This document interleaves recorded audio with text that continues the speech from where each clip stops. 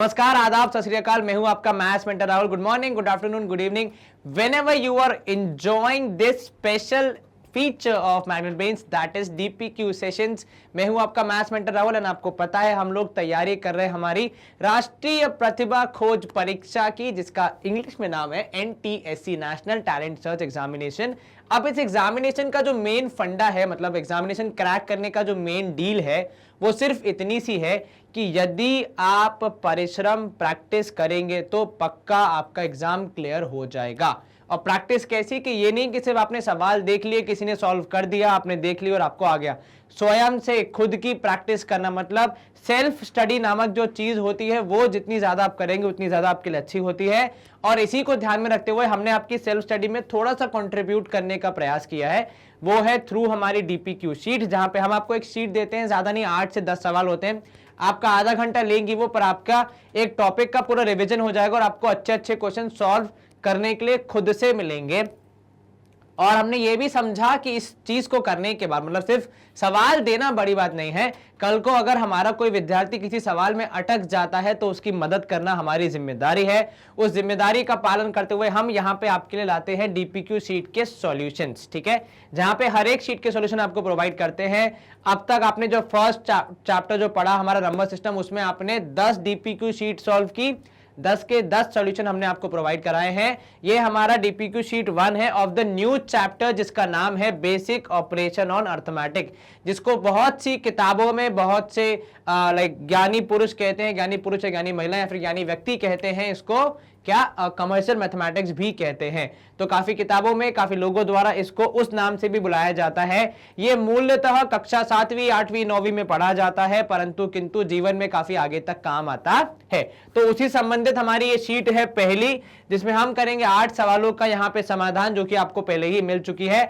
अगर फिर भी आपसे मिस हुई है तो इसी सेशन के डिस्क्रिप्शन में आपको शीट मिल जाएगी। तो यहां पे पॉज करें जहां पे मैं इस समय खड़ा हूं, पहले शीट डाउनलोड कीजिए, उसे सॉल्व कीजिए आधे घंटे में। कुछ नहीं बनता है कोई सवाल तो हम उसको बने बने कर देंगे यहाँ पे शीट इस पूरे सेशन में। चलिए, पहला हमारा क्वेश्चन है, A sells a box to B at a profit of 15%। तो एक बॉक्स है जिसको ए भाई साहब ने बी को बेच दिया। क्या कर दिया?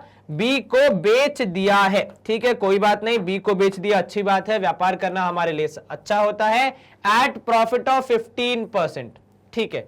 चलिए, तो मतलब क्या हाईलाइट है अभी तक की कहानी का ये सार है कि ए ने बी को बेचा 15% पे।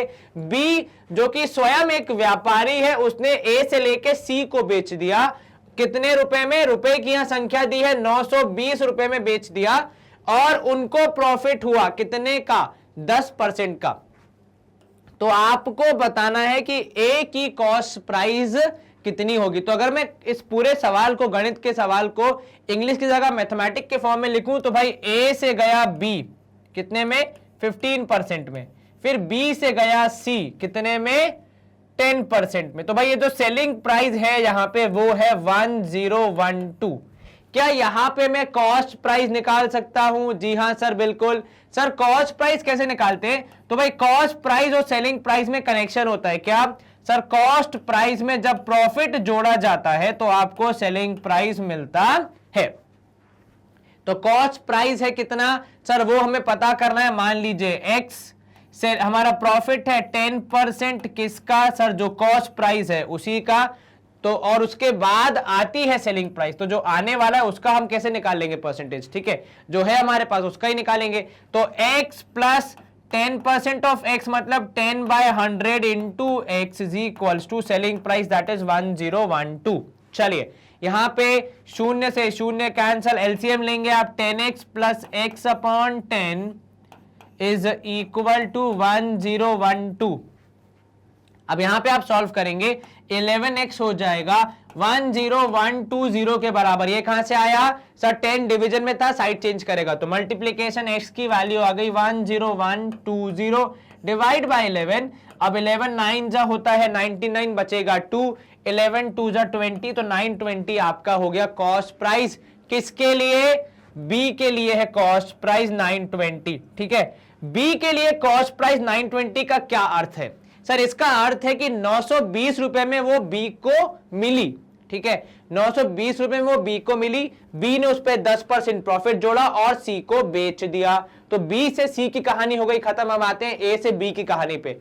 अब जब अगर वो 920 रुपए की पड़ी है बी को तो उसने ए से लिया होगा, तो जो 920 रुपए में बी ने खरीदी उतने ही रुपए में ए ने बेचा होगा, तभी तो बी ने खरीदा होगा। तो मतलब वो 920 रुपए क्या हो गया, सब वो 920 रुपए हो गया ए का एसपी, कितनी 920। अब आपको ए की एसपी पता है, सेलिंग प्राइस पता है, ए का प्रॉफिट परसेंटेज पता है, तो क्या आप कॉस्ट प्राइस निकाल सकते हैं? जी हां सर बिल्कुल। तो मैं यहीं पे थोड़ा सा आलस्य का प्रदर्शन करते हुए आधी चीजें जो हम पहले ही सॉल्व कर चुके हैं उन्हें कर रहा हूं इरेज, और इसी के आगे कंटिन्यू करेंगे हम। तो भाई कॉस्ट प्राइस को मान लेते हैं अब की बार ए, क्योंकि ए की है वो, है ना, प्लस प्रॉफिट है 15%, तो 15% ऑफ ए, जितनी कॉस्ट प्राइस थी उसका 15%, और सेलिंग प्राइस है हमारी 920। चलिए आगे सॉल्व करते हैं हम लोग इसको। 15% को गणित की भाषा में 15/100, 15/100 लिख सकते हैं हम, क्योंकि भैया परसेंट का मतलब क्या होता है सर, 15 पर मतलब डिवीजन, सेंट मतलब 100, तो 15%। अब यहां पे 920 है, चलिए इसको फटाफट सॉल्व करते हैं। तो एलसीएम अगर आप लेंगे उसके पहले कैंसिल करना चाहे तो कर सकते हैं, 3 और यहां पे हो जाएगा कितना 20, ठीक है। अब यहां पे आप करेंगे तो ये हो जाएगा 20a plus 3a upon 20 is equal to 920 होना चाहिए यहां पे, ठीक है। अब यहां पे आप करेंगे 23a is equal to 920 into 20, ठीक है। डिवाइड करेंगे आप तो a की वैल्यू आएगी 920 इंटू 20, जो 23 वहां मल्टीप्लीकेशन में था, साइड चेंज करेगा तो डिवाइड करेगा, 23 4 जा होता है शायद 92, ठीक है। तो ये हो जाएगा 40, तो 40 इंटू 20 करेंगे तो आपका जवाब आएगा 800 रुपए। ऑप्शन डी 800 रुपए है हमारी कॉस्ट प्राइस, किसके लिए, ए के लिए, जिसपे उसने 15% जोड़ के बी को बेचा, और जिसको बी ने इस 15% के बाद जो अमाउंट आया उस पे 10% जोड़ के सी को बेच दिया। तो 800 रुपए से पूरी कहानी शुरू हुई थी। ऑप्शन एक बार चेक कर लेते हैं। कंप्यूटर जी का हरे रंग से हमारा स्वागत, मतलब हमारे जवाब का स्वागत, की डी सही है। इसी के साथ ये सवाल हो जाता है सॉल्व। स्क्रीन करेंगे हम क्लियर, मूव करेंगे अगले प्रश्न की ओर। क्वेश्चन 2 क्या बोल रहा है दूसरा सवाल, 2 articles are sold for rupees 396.00 each, मतलब 396 रुपए का दो चीजों को बेचा गया है। अब इन दो चीजों की कहानी क्या है वो समझते हैं। तो कहानी कुछ ऐसी है कि भाई साहब एक पे हुआ है गेन, कितने का 10% पे, और दूसरे वाले पे लॉस हुआ है 10% का, ठीक है। ये सवाल आप पहले बहुत बार कर चुके हैं और ये बहुत बार आपके कैलकुलेशन का टेस्ट लेते हैं कि आपको मैथमेटिक्स कितनी आती है, ठीक है। ये सवाल कहां है, कक्षा 8वीं chapter number 8 comparing quantities, exercise 8.2 का 8वां या 9वां सवाल है, 2 बफेलो वाला। तो वो 2 भैंसों की जो कथा है, जो एक तो हमने हिंदी में पढ़ी है बैलों की, जो अच्छी होती है, यहाँ पे 2 भैंसों की कथा आपको फंसाती है, जहां पे क्या होता है एक में प्रॉफिट एक में लॉस, उसके बाद आपको कैलकुलेट करना होता है। ये हमने कॉन्सेप्ट में भी कवर किया है, ये हमने हमारा जो सेशन हुए हैं उसमें भी कवर किया है कि इस टाइप के क्वेश्चन का अगर फटाफट आंसर निकालना हो तो क्या होगा। सबसे पहली बात, अगर आपकी सेलिंग प्राइस सेम है और प्रॉफिट और लॉस का परसेंट सेम है, नियम सुन लेना, अगर आपकी सेलिंग प्राइस सेम है और प्रॉफिट और लॉस का परसेंट सेम है तब आपको हमेशा लॉस होगा। क्या होगा, लॉस होगा, ठीक है, क्योंकि लॉस या गेन कैलकुलेट होता है हमेशा सेलिंग प्राइस, हमेशा कॉस्ट प्राइस पे, ठीक है। अब ध्यान देना, जब आपको गेन हो रहा है तो आप एक छोटी वैल्यू में कुछ ऐड कर रहे हैं तो ये वैल्यू आ रही है, ठीक है, गेन के केस में। लॉस के केस में क्या होगा, एक बड़ी वैल्यू है जिसमें से लॉस माइनस कर रहे हैं तो ये वैल्यू आ रही है। तो भाई बड़ी वैल्यू का 10% भी बड़ा होगा छोटी वैल्यू के 10% से, तो मतलब लॉस ज्यादा होगा गेन कम होगा। अच्छा, लॉस और गेन में क्या रेट, कितना परसेंट होगा वो भी आपको सवाल से मिल जाता है। जितना भी आपका गेन और लॉस का परसेंट था, मान लो यार 10% है, तो जितना भी परसेंट आ रहा है उसको जब आप सॉल्व करके निकालते हैं तो डिवाइड बाय 10 कर देते हैं। जैसे मान लो यार 10% है तो 1% का लॉस। मान लो अगर आपको दोनों पे गेन होता 15% का, कि 15% गेन और 15% लॉस, तो अभी डिवाइड बाय 10 करते तो आपको टोटल लॉस कितना होता 1.5%। अगर 20% का होता तो 2% का लॉस होता। तो ये आपका कैलकुलेशन का फंडा है, जो अगर आप पूरा कैलकुलेट करेंगे तो आंसर वही आएगा। पर यदि आपके पास समय की कमी हो तो आप इस तरीके से आंसर निकाल सकते हैं। ऑप्शन ए आपका होगा 1% लॉट। एक बार कंप्यूटर जी से वेरीफाई कर लेते हैं। जी हाँ, ऑप्शन ए सही है। तो नियम क्या था? नियम ये था कि सेलिंग प्राइस सेम और प्रॉफिट और लॉस का परसेंट सेम होगा, तो लॉस होगा हमेशा और कितने परसेंट से? भाई दोनों का जो भी अमाउंट है, जो भी परसेंटेज है लॉस या प्रॉफिट का, उसका डिवाइड बाय 10। ठीक है, चलिए स्क्रीन क्लियर, आपको कुछ नियम बता दिए। क्वेश्चन नंबर 3 है, a man spends a quarter of his income on food. ठीक है, एक व्यक्ति है जिसकी आपको जो भी उसकी मासिक आय है, मान लीजिए x रुपीस। ठीक है, तो टोटल इनकम को मान लिया TI लिख दिया हमने, टोटल इनकम को मान लिया x। ठीक है, इसमें से एक्सपेंडिचर ऑन फूड कितना है? तो सर फूड पे है क्वार्टर। क्वार्टर का मतलब आपको पता है, जी हां, फोर्थ पार्ट, तो x डिवाइड बाय 4। ठीक है, उसके बाद 1/5 ऑन रेंट। रेंट का मतलब कितना होगा सर? 1/5 मतलब 5वां हिस्सा, तो x डिवाइड बाय 5, 5वां हिस्सा।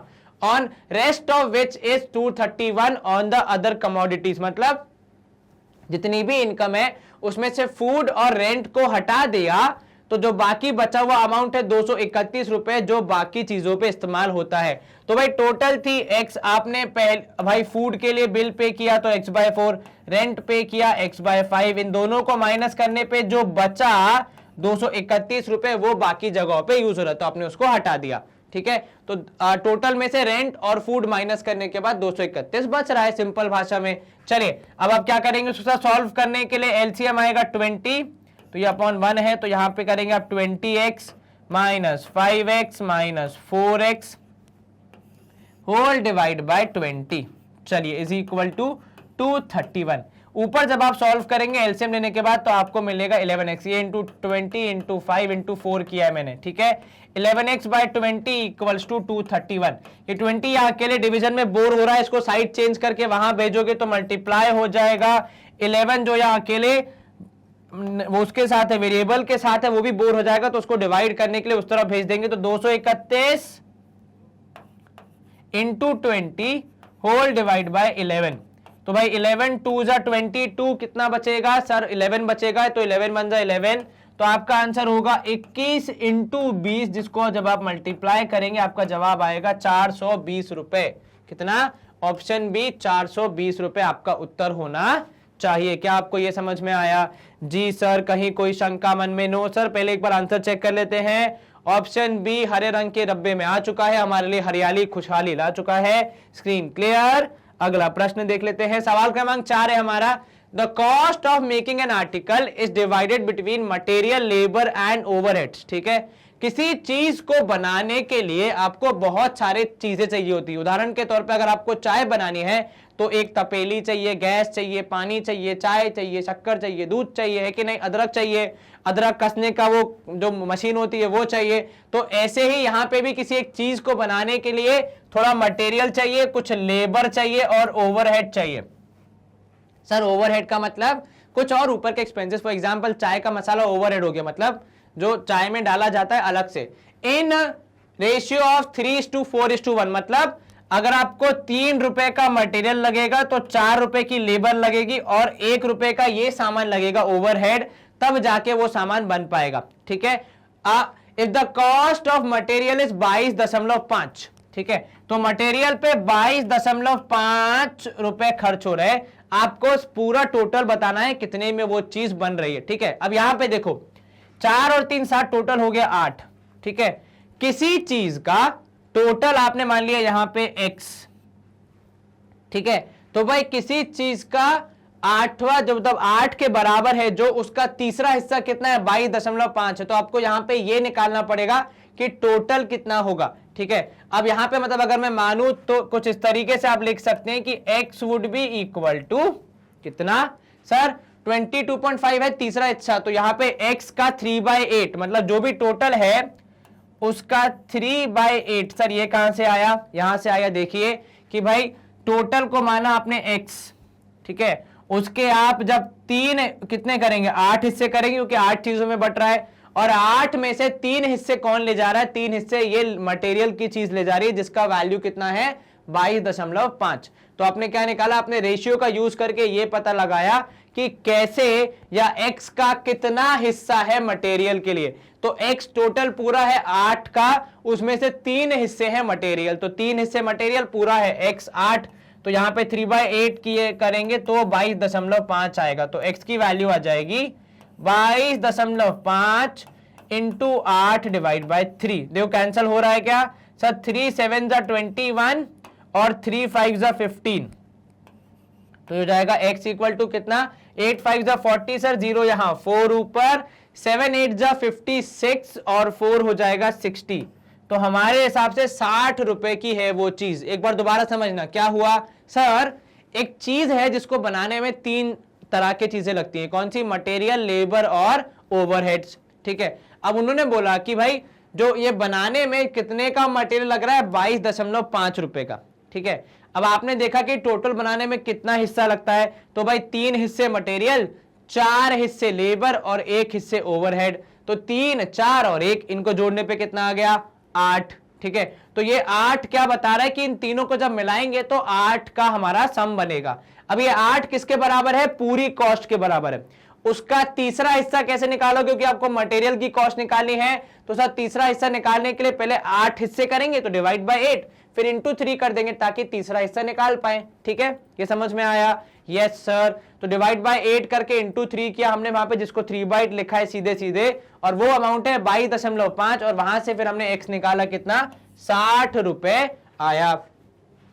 एक बार कंप्यूटर जी से आग्रह करेंगे आंसर चेक करने के लिए। जी हाँ बिल्कुल, 60 रुपए हमारा आंसर, ऑप्शन ए सही है। आपको यह सवाल समझ में आया होगा कि भाई इसके 8 हिस्से किए, क्योंकि भाई 8 हिस्से हो रहे थे, उसमें से तीसरा हिस्सा जा रहा था किसके पास? मटेरियल के पास, तो हमने वही किया, पहले 8 से डिवाइड किया, जिसको आप यहां भी लिख सकते हैं, फिर 3 से मल्टीप्लाई करने पे मटेरियल का हिस्सा आ गया, फिर आपने उल्टा कैलकुलेशन करके अपना आंसर निकाल दिया। चलिए स्क्रीन हो जाती है यहां पे क्लियर। सवाल क्रमांक 5 है हमारा, if the selling price is doubled, ठीक है, the profit is triple, find the profit percentage. ये थोड़ा अच्छा सवाल है। क्या बोल रहा है आपसे कि यदि आपने किसी चीज की सेलिंग प्राइस डबल कर दी, ठीक है, प्रॉफिट 3 गुना हो जाएगा। ठीक है, क्या हो जाएगा? प्रॉफिट 3 गुना हो जाएगा। ठीक है, मतलब मान लो अगर पहले सेलिंग प्राइस थी x, प्रॉफिट कितना था? सब प्रॉफिट निकालने के लिए पहले हमें कॉस्ट प्राइस पता होना चाहिए। बिल्कुल ठीक। तो एक काम करते हैं, ये x को बोल देते हैं हम कॉस्ट प्राइस,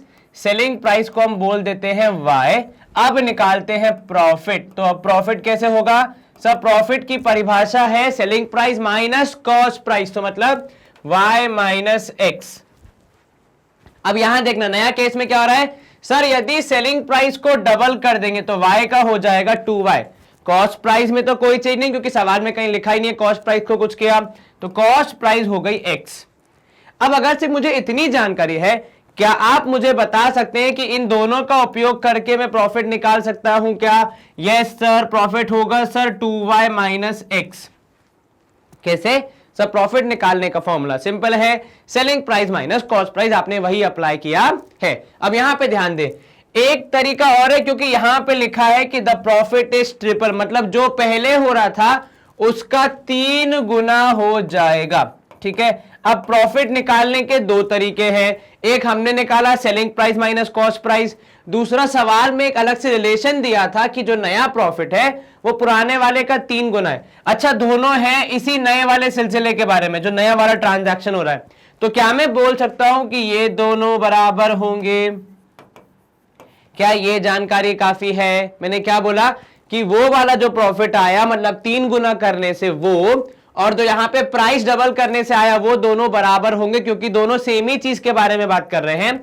अब दोनों बराबर हैं तो हमारी काफी मुश्किलें आसान कर देंगे, इनको हम आसानी से सॉल्व करके अपना काम पूरा खत्म कर सकते हैं। चलिए सॉल्व करिए।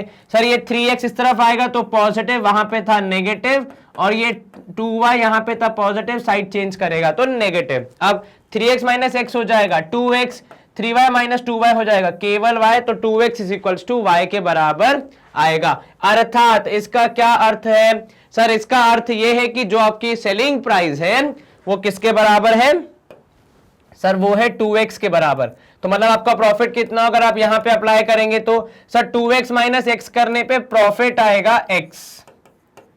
क्या हमें सिर्फ प्रॉफिट निकालना है? नहीं, हमें तो प्रॉफिट परसेंटेज निकालना है। वो कैसे निकालेंगे सर? जितना भी प्रॉफिट हुआ डिवाइडेड बाय आपका सेलिंग कॉस्ट प्राइस इनटू 100 करना पड़ेगा। प्रॉफिट भी x, कॉस्ट प्राइस भी x, दोनों को डिवाइड करेंगे तो कैंसिल हो जाएगा, आपका आंसर आएगा 100% प्रॉफिट। कितना है आपका? 100% प्रॉफिट। मतलब जितनी ही कॉस्ट प्राइस थी उतना ही प्रॉफिट हुआ। मतलब अगर कॉस्ट प्राइस थी 20 रुपए, 20 रुपए का प्रॉफिट और कमाया, और कुल मिला के आपकी सेलिंग प्राइस हो गई 40 रुपए।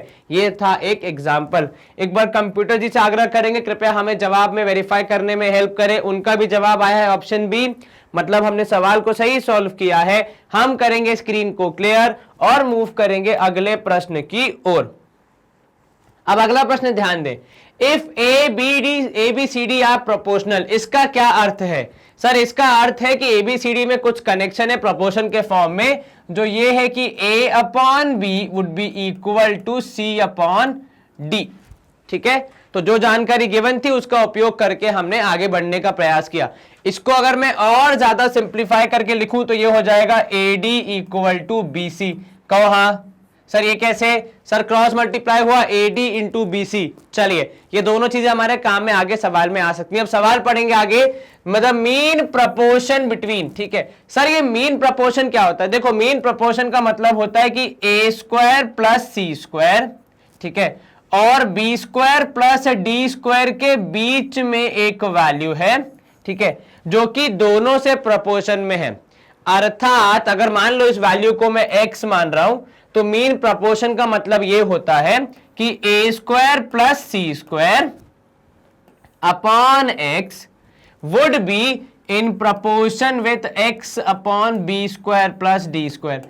क्या आपको यह समझ में आया? मैं ये कहना चाह रहा हूं आपसे कि भैया मीन प्रपोर्शन का मतलब यह होता है कि दो वैल्यूज के बीच में एक वैल्यू जो कि उनके बीच में प्रपोर्शन का जो मैथमेटिक्स है उसे सेट बैठाती है। ठीक है, तो अगर सिर्फ दो होते तो हम क्या बोलते हैं? रेशियो बोलते, पर अब तीन हो गए तो इन तीनों के बीच में ऐसा कुछ समीकरण बन रहा है।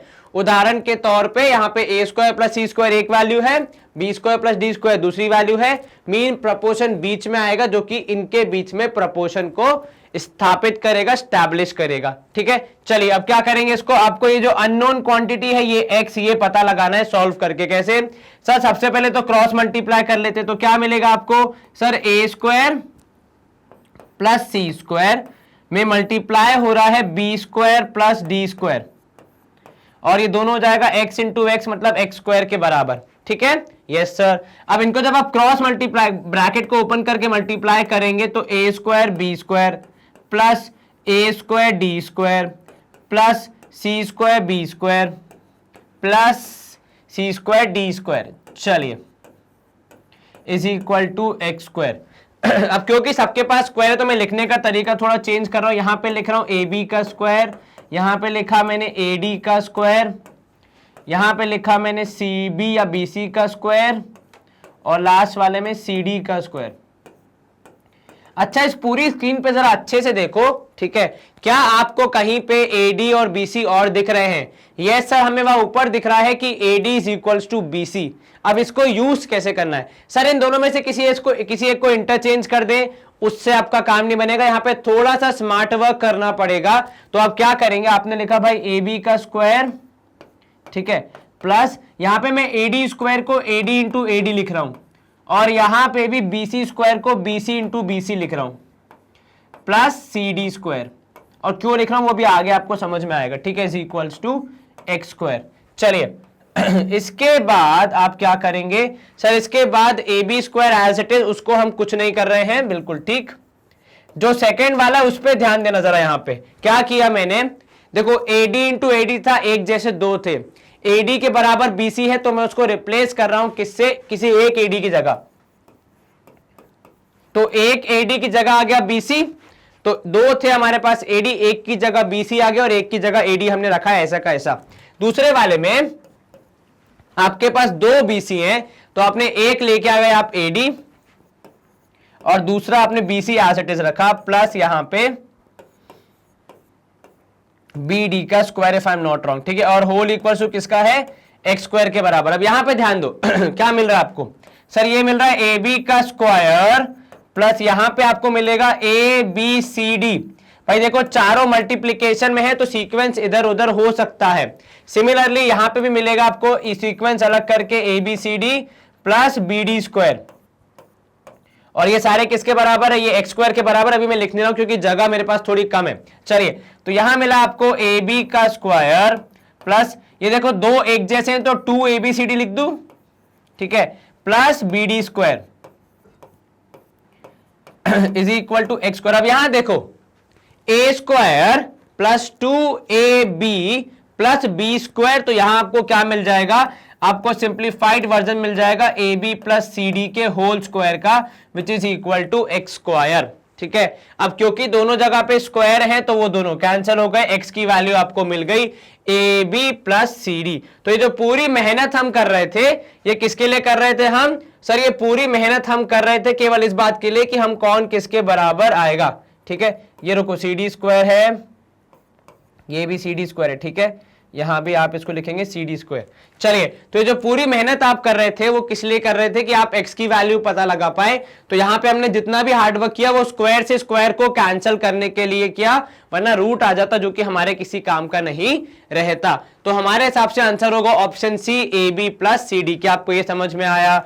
ट्रिक क्या थी यहाँ पे, सर यहाँ पे किस तरीके से स्क्वायर वाली वैल्यूज को यूज करके उसको a plus B whole square के फॉर्म में पूरा लेके आए हम, वो थोड़ा समझने वाली बात थी, बाकी तो पूरा आसान ही था। चलिए, हम स्क्रीन क्लियर करने से पहले एक बार आंसर को वेरीफाई कर लेते हैं। ऑप्शन सी हमारा सही है। अब हम करेंगे स्क्रीन को क्लियर और मूव करेंगे अगले प्रश्न की ओर। अब सवाल क्रमांक 7 है हमारा, 1/4 of 1/3 of 2/5 of a number is 15। तो शुरू कहां से करना है, सर नंबर से शुरू करते हैं। नंबर को मान लेते हैं x, उसका 2/5 कैसे निकालोगे, सर 2/5 निकालने के लिए 2/5 से मल्टीप्लाई कर देंगे। ठीक है, आपने कर दिया। ठीक है, जो आपका आंसर आया 2/5 वाले का भी 1/3 निकालना है तो यहां आपने 1/3 निकाल दिया। ठीक है, फिर उसका जो आंसर आएगा उसको भी आपने क्या करना है, उसका भी आपने 1/4 निकालना है, तो ये आपने 1/4 निकाल दिया। ठीक है, और ये सब करने पे आपका आंसर कितना आ रहा है, 15 आ रहा है। चलिए अब सॉल्व करिए इसको, तो ये 4 3 हो जाएगा 12 इंटू 2/5 इंटू एक्स। यहां पे आप सॉल्व करेंगे इसको, 2 यहां पे आ जाएगा 6, तो जाएगा 1/30 into x is equals to 15। अब जब आप इसको सॉल्व करेंगे, क्रॉस मल्टीप्लाई करेंगे तो x की वैल्यू आएगी 15 इंटू 30। ठीक है, जो कि आंसर आएगा 450। अब यदि आप अत्यंत ही शीघ्र गति से भाग रहे हैं, अत्यंत ही तेज चल रहे हैं, तो आप क्या देखेंगे, 450 आंसर आया। ऑप्शन में देखा 450 नहीं है लेकिन 350 है। हो सकता है मेरी कुछ कैलकुलेशन मिस्टेक हो, 350 मार्क करके आगे बढ़ जाएंगे, गलत हो जाएगा, है कि नहीं, क्योंकि सवाल आपने पूरा पढ़ा नहीं है। सवाल में क्या लिखा है, What will be 40% of that number? उस नंबर का जो नंबर आएगा x, उसका 40% कितना होगा, तो इसका भी वो वाला हिस्सा निकालना बाकी है। तो 450 का 40% कितना होगा, सर शून्य से शून्य कैंसल, शून्य से शून्य कैंसल, 45 चौके 180। चलिए 180 होगा आपका आंसर एक्चुअल वाला। ठीक है, हाँ x की वैल्यू 450 है, पर हमसे यहां पे x की वैल्यू नहीं, हमसे उस x की वैल्यू का भी 40% पूछा जो हमने निकाल के अपने सवाल को सॉल्व किया है। क्या आपको ये समझ में आया? यस सर, कहीं कोई शंका मन में? No sir. चलिए, आसान था ये सवाल, एक बार कंप्यूटर जी से वेरीफाई कर लेते हैं।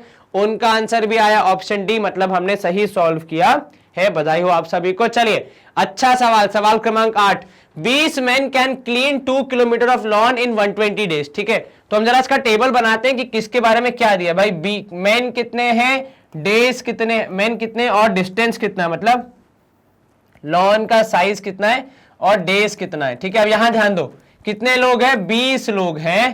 कितना बड़ा लॉन है, सर 2 किलोमीटर लंबा लॉन है, और कितने दिन में कर रहे हैं, 120 दिन में। आपको क्या पता लगाना है कि भाई 3 किलोमीटर और 60 दिन में करने में कितने लोग लगेंगे।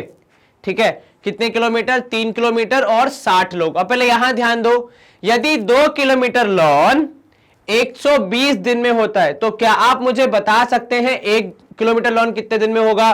सर 20 की यहां पे आपने कर दिया कि लॉन की मात्रा कर दो 1, मतलब आधी कर दिया आपने, ठीक है। तो 2 का आधा हो गया 1, तो 120 का भी आधा हो जाएगा 60, ठीक है। तो यहां मैंने लॉन और डेज को कंपेयर किया, लॉन और डेज के बीच में समानता निकाली, हालांकि नंबर ऑफ लोग उतने ही रखे थे फिलहाल, ठीक है। तो यदि इस जानकारी के हिसाब से 20 लोग 1 किलोमीटर लॉन साफ करेंगे तो उनको 60 दिन लगने वाले हैं। अब आपने क्या डिसाइड कर लिया है, सर हमें 60 दिन तो चाहिए ही, तो मतलब इसको हम नहीं छेड़ सकते, है ना। अब दिन फिक्स हो गए। अब यहां ध्यान दो, पहले हमने मेन को फिक्स किया था और लॉन और दिन के बीच में निकाली थी समानता। अब हम दिन को फिक्स कर देंगे, भाई दिन है कितने, दिन तो 60 ही है, ठीक है। हाँ, किलोमीटर कितना करना है सर, 1 नहीं करना है, 3 किलोमीटर करना है। तो भाई अगर 1 नहीं 3 किलोमीटर करना है तो इंटू 3 करना पड़ेगा।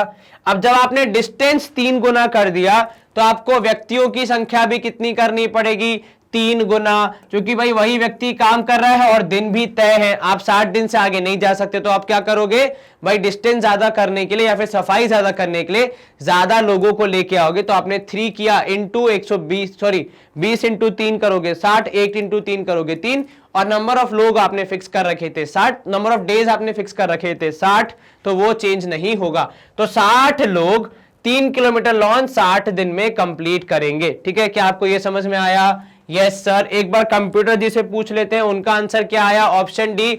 ऐसे सवालों में ज्यादा मेहनत नहीं करनी, केवल एक बार में दो को पकड़ के चलो। फॉर एग्जांपल पहले मैंने लॉन और डेज को निकाला, ठीक है, फिर मैंने डेज फिक्स करके लॉन और लोगों के बीच में संबंध निकाला, मतलब क्या किसका रिलेशन है, कैसे कनेक्टेड है और कैसे एक दूसरे की हेल्प कर सकते हैं। ऑप्शन डी 60 हमने सही मार्क किया है। हम करेंगे स्क्रीन को क्लियर। अगला प्रश्न है हमारा सवाल क्रमांक 9, A and B can together complete a work in 12 days, ठीक है।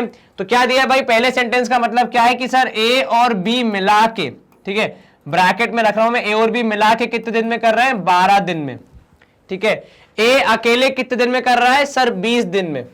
तो A अकेले कर सकता है 20 दिन में, ठीक है, 20 डेज। अब यहां पे दिया है, बी के बारे में नहीं दिया है, लेकिन साथ में क्या बोला है, if B does the work only half a day, मतलब सिर्फ हाफ डे काम कर रहा है, पार्ट टाइम काम कर रहा है, फुल टाइम काम नहीं कर रहा है, then in how many days A and B will complete the work. देखो ये 12 दिन कब का था, जब दोनों पूरा दिन काम कर रहे हैं, ठीक है। अब जब बी अगर पूरा दिन काम नहीं करेगा, आधा दिन करेगा, तो मतलब ज्यादा दिन लगेंगे, क्योंकि उसने जो आधा दिन काम नहीं किया, वो बचा हुआ काम आपको आगे कंटिन्यू करना पड़ेगा। तो यहां पे आपको पता लगाना है कितने दिन लगेंगे, ठीक है। अब हम सब चीजों, क्योंकि अलग अलग वैल्यूज है, कहीं 12 कहीं 20 कहीं कुछ, हम क्या करेंगे, हम सबको एक ही पैरामीटर पे लाएंगे, दैट इज 1 डे वर्क, ठीक है, एक दिन का काम। तो भाई 1 डे वर्क पहले हम पता लगाएंगे ताकि हम देख सकें कितना काम हो रहा है। तो भाई 1 डे वर्क कुछ इस प्रकार है कि ए का टोटल लगते हैं 20 दिन, तो एक दिन में कितना काम करेगा वो 1/20, ठीक है। बी एक दिन में कितना काम करेगा सर, मान लेते हैं बी को लग रहे हैं बी डेज, ठीक है, तो वो एक दिन में 1/b करेगा, या फिर बी को लग रहे हैं x डेज में पूरा काम खत्म करने में, तो वो एक दिन में कितना काम करेगा 1/x, ठीक है। अब इन दोनों को मिला के जब हमने देखा, इन दोनों को मिला के हमने देखा, तो ए और बी दोनों मिला के काम करेंगे तो कितने दिन में काम हो रहा है सर, 12 दिन में। तो वो एक दिन में कितना काम करेंगे सर, 1/12। ये बहुत ही आसान सा गणित है जो कहता है कि मान लो आपने एक चैप्टर को पढ़ने में 10 दिन लगाए, ठीक है, तो आपने एक दिन में कितना चैप्टर पढ़ा सर, एक चैप्टर 10 दिन, एक दिन, तो ये 10 जो ऊपर है वो जाएगा नीचे डिनोमिनेटर में, तो 1/10, क्योंकि वहां पे 10 दिन का था, आपको एक दिन का निकालना है, तो आप डिवाइड करेंगे, ठीक है। चलिए अब पूरी कहानी एक दिन के हिसाब से हो गई, ठीक है। ये है एक दिन का वर्क ए का, ये है एक दिन का वर्क बी का, ये है एक दिन का वर्क दोनों का मिलाकर, ठीक है। अब यहां पे जब आप इसको सॉल्व करेंगे तो 1/x आपको मिलेगा 1/12 माइनस 1/20, आप लेंगे एलसीएम, तो 1/x, 12 और 20 का एलसीएम होगा शायद 120, हाँ, तो यहां पे होगा इंटू 10, यहां पे होगा आई थिंक 60 भी हो सकता है, 12 5 60, तो यहां इंटू 5, यहां इंटू 3, और छोटा भी हो सकता है क्या, नहीं, चलिए, तो इंटू 5 करने पे 5, इंटू 3 करने पे 3, और नीचे आ जाएगा 12 5 60। चलिए 1/x हो जाएगा किसके बराबर सर, ये हो जाएगा 2/60 अर्थात 1/30। 1/x मतलब b का एक दिन का काम, ठीक है। अब अगर b एक दिन में, b इज 1 डे वर्क कितना है sir, b is 1 day work is 1/30, तो टोटल काम करने में कितने लगेंगे सर, तो टोटल टाइम वुड बी, अब देखो यहां पे ध्यान दो, अगर एक दिन में 1/30 काम होता है तो पूरा काम करने में कितने दिन लगेंगे, 30 डेज, ठीक है। चलिए अब कहानी में क्या कह रहा है, आपको बताना है दोनों को कितने दिन में काम खत्म होगा। अब नई कहानी यह है कि भैया बी ने बोल दिया मैं पूरे दिन तो काम नहीं कर सकता, ठीक है, तो अगर वो एक दिन में 1/30 काम कर रहा है तो आधे दिन में कितना काम करेगा सर, बीज half day work would be half day work कितना हो जाएगा सर, पूरा दिन में वो 1/30 कर रहा है। अब जब हाफ डे आप कह रहे हैं तो ये 1/30 का भी आधा हो जाएगा, 1/2 हो जाएगा, है ना भाई। अगर आप क्या बोल रहे हैं, अगर आप बोल रहे हैं कि पूरा दिन में 1/30 काम करता है तो आधे दिन में कितना करेगा सर, उसका भी हाफ, तो आपने 1/2 से मल्टीप्लाई किया, आपका जवाब आया 1/60। अब कहानी ये हो रही है कि ए पूरा का पूरा दिन काम करता है तो 1/20, बी करता है केवल आधा दिन काम तो वो एक दिन में 1/60 काम करता है। आपको कैसे पता सर 1/60, बिकॉज पूरे में वो 1/30 कर रहा था, उसका भी आपने हाफ कर दिया तो 30 का भी हाफ हो गया, मतलब इंटू हाफ हो गया, तो आपके लिए 60 बचा। अब आपको बताना है इनको मिला के कितने दिन लगते हैं, ठीक है। चलिए यहां पे हमने लिख दिया 1/y लिख दिया क्योंकि x पहले हम लिख चुके हैं। चलो सॉल्व करोगे तो ये हो जाएगा इंटू 3, तो 3 और 1/60 इज इक्वल टू 1/y, ठीक है। तो ये हो जाएगा 4/60 is equal to 1/y, y की वैल्यू यहां पे हो जाएगा कैंसिल होके 15, तो y की वैल्यू आएगी 15 डेज। कितनी आएगी y की वैल्यू, 15 डेज। सर ये आपने क्या किया, देखो कंपैरिजन करना हमेशा आसान तब होगा जब आप हर एक वैल्यू को एक दिन के हिसाब से लोगे। तो a ने एक दिन में कितना काम किया, b ने एक दिन में कितना काम किया, और दोनों को मिला के एक दिन में कितना काम हुआ, ठीक है। तो दोनों ने मिला के कब किया, तो एक दिन में 1/15 काम हुआ, तो पूरा काम करने में क्या लगेंगे, कितने दिन लगेंगे सर, एग्जैक्टली उसका उल्टा 15 डेज, क्योंकि एक दिन में 1/15 हो रहा है। तो ऐड करते करते जब आप 15 दिन काम करोगे तब आपका पूरा काम हो जाएगा। क्या आपको यह समझ में आया, यस सर, कहीं कोई शंका मन में, नो सर। चलिए एक बार कंप्यूटर जी से वेरीफाई कर लेते हैं, धन्यवाद कंप्यूटर जी, स्क्रीन क्लियर। अगला प्रश्न है हमारा सवाल क्रमांक 10, 5 लोग 540 रुपए कमाते हैं 4 दिन में, ठीक है। तो आपने काम किया यहां पे मैन, डेज और रुपीस के 3 कॉलम बनाए। मैन कितने हैं 5, डेज कितने हैं 4 और रुपीस कितने हैं 540। आपको पहुंचना कहां तक है, आपको 7 मैन की 6 दिन की इनकम बतानी है। चलिए तो पहले हम ये पता लगाते हैं कि एक व्यक्ति एक दिन में कितना कमाता है। सर 5 लोग अगर हम ऐसे कैसे रहने दें और पता लगाएं कि इन 5 लोगों की एक दिन की कमाई कितनी है, तो सर एक दिन की कमाई निकालने के लिए डिवाइड बाय 4 करना पड़ेगा। अब जब आपने दिनों को डिवाइड बाय 4 कर दिया तो अमाउंट को भी डिवाइड बाय 4 करना पड़ेगा ना भाई। 540 तो 4 दिन का है, तो एक दिन का कितना डिवाइड बाय 4 किया, तो 4 1 जा 4, 4 3 जा 12, 4 5 जा 20, 135 रुपए मिलते हैं 5 लोगों को एक दिन के, ठीक है। अब आपने सोचा कि यार एक दिन का निकाल दिया है तो एक ही दिन का और निकाल लेते हैं, ठीक है। लेकिन अब की बार एक व्यक्ति को एक दिन में कितना मिल रहा है, तो जब एक व्यक्ति को एक दिन में कितना मिल रहा है वो पता लगाना चाह रहे हैं, तो यहां होगा 1। वो कैसे आया सर, इसको हमने 5 को डिवाइड किया तो 1 आ जाएगा। अब जब आप 5 लोगों को 135 रुपए मिलते हैं रोज, तो एक व्यक्ति को कितना मिलता होगा सर, 135 डिवाइड बाय 5, 5 2 जा 10, 5 7 जा 35। तो ये क्या है, एक व्यक्ति की एक दिन की आय। अब आपको क्या चाहिए, 7 लोगों की 6 दिन की आय। तो जब आपको 7 लोगों की आय निकालनी है तो इंटू 7 करना पड़ेगा। अब जब 7 लोगों की आय निकालोगे एक दिन की, तो इसमें भी इंटू 7 हो जाएगा। 7 7 जा 49, 9 यहां 4 ऊपर, 7 2 जा 14, 15 16 17 18, तो 189 रुपीज। मतलब 7 लोगों की एक दिन की कमाई है 189 रुपीज। अब क्या चाहिए आपको, आपको चाहिए 6 दिन का सिलसिला। तो भाई लोग तो साथ ही हैं, दिन कर दोगे आप 6 तो कमाई भी हो जाएगी 6 गुना, तो इंटू 6, 6 9 जा 54, 4 यहां 5 ऊपर, 6 8 जा 48 और 5 हो जाएगा कितना 53, 3 यहां 5 ऊपर, 6 1 जा 6 7 8 9 10 11, तो 1134 होना चाहिए आपका उत्तर। कैसे प्रोसेस किया आपने सर, सबसे पहले 4 दिन की जगह एक दिन पे पहुंचे, फिर 4-5 लोगों की तरह 1 लोगों पे पहुंचे, उसके बाद जितने लोग चाहिए थे तो उतने से मल्टीप्लाई किया कि भाई 7 लोगों की कमाई कितनी होगी, 1 दिन की। 1 दिन की कमाई से फिर आपने 6 दिन की कमाई निकाली मल्टीप्लाई बाय 6 करके, ठीक है।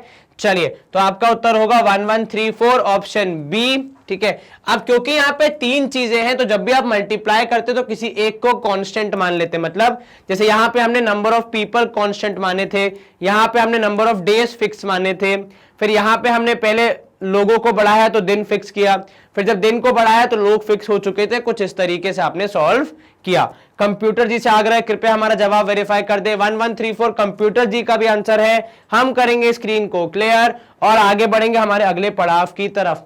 अगला पड़ाव है आपका, हमारी जो मैग्नेट बेंच की वेबसाइट है उस पे आपको जाना है और वहां से आपको पढ़ाई करनी है, क्योंकि अक्सर हमें देखने को मिलता है कि हमारे जो स्टूडेंट्स है बेचारे इतने मेहनती, वो काफी ज्यादा समय बिता देते हैं यूट्यूब पे अपने काम के वीडियो ढूंढने में, खासकर मैग्नेट बेंच के, क्योंकि हमारे 22,000 से ज्यादा वीडियो है। तो कहीं आपका कोई टॉपिक, आपका कोई कॉन्सेप्ट छूट ना जाए, उस बात को ध्यान में रखते हुए हम क्या करते हैं, हमने आपके लिए वेबसाइट पे अलग अलग टैब बना दिए आपकी क्लासेस के हिसाब से, आपको जो पढ़ना है उसके हिसाब से। उदाहरण के तौर पर आप एनटीएससी पढ़ना चाहते हैं, एनटीएससी के टैब पे क्लिक कीजिए। जैसे ही आप एनटीएससी के टैब पे क्लिक करते हैं आपको सब्जेक्ट वाइज यहाँ पे पार्टीशंस मिल जाते हैं। जिस सब्जेक्ट का जो पार्ट आप पढ़ना चाहते हैं उसके टैब पे, वॉच नाउ के टैब पे आप क्लिक करेंगे तो कुछ इस तरीके से आपको पूरी लिस्ट मिल जाती है कि हर एक चैप्टर में हमने कितने लेक्चर्स अपलोड किए हैं। उदाहरण के तौर पे यहाँ पे चैप्टर 1 में 17 लेक्चर्स है, ठीक है। आप इन चैप्टर्स की लिस्ट खोलते हैं तो यहाँ पे आपको आसानी से सारे चैप्टर, माफ कीजिएगा 22 है, तो यहाँ पे आपको सारे के सारे दिख जाते हैं, ठीक है। आपको जो भी सेशन देखना है उसके वॉच नाउ के टैब पे क्लिक कीजिए, आपको वो सेशन आसानी से दिख जाएगा बिना किसी कठिनाई के। चलिए, जैसे कि यहाँ पे आपको फॉर एग्जांपल दिखा दिया हमने। हाँ, एक बात यहाँ पे अच्छी होती है कि यहाँ पे ना कोई एडवर्टाइजमेंट है, ना कोई नोटिफिकेशन है, ना कोई डिस्टर्बेंस है, केवल और केवल ज्ञान की यहाँ पे नदी बह रही है, आपको केवल उसमें से अपनी अपनी बाल्टी मग्गा जो भी आप भरना चाहते हैं वो भरना है बस। And with this we come to the end of our NTSC SAT stage 1 की प्रिपरेशन का एक पार्ट, जहां पे हम कर रहे हैं डीपीक्यू शीट्स के सॉल्यूशन को डिस्कस। अब तक हमने डीपीक्यू 1 के सारे क्वेश्चन के सॉल्यूशन को डिस्कस कर लिया है। यदि आपको ये डीपीक्यू डाउनलोड करनी है तो इसी वीडियो के डिस्क्रिप्शन में आपको मिल सकती है, या फिर आपके प्रीवियस वीडियो में भी हमने अपलोड की थी, आपको वहां से लेनी चाहिए। प्लीज रेगुलरली पढ़ाई करते रहें, बिकॉज एनटीएससी का मूल मंत्र बहुत आसान है, प्रैक्टिस प्रैक्टिस प्रैक्टिस, और कुछ नहीं करना है आपको। हाँ, एक छोटी सी फॉलो करनी है, प्लीज वीडियो को लाइक, चैनल को सब्सक्राइब एंड यस वीडियो को शेयर जरूर करें, क्योंकि ज्ञान जितना बांटोगे उतना बढ़ेगा और नॉलेज जितनी स्प्रेड करोगे उतनी आपको भी मिलेगी। बाकी तो अपना ख्याल रखें, रेगुलरली पढ़ाई करें। Stay home, stay safe, take care, bye bye, good day, see you soon.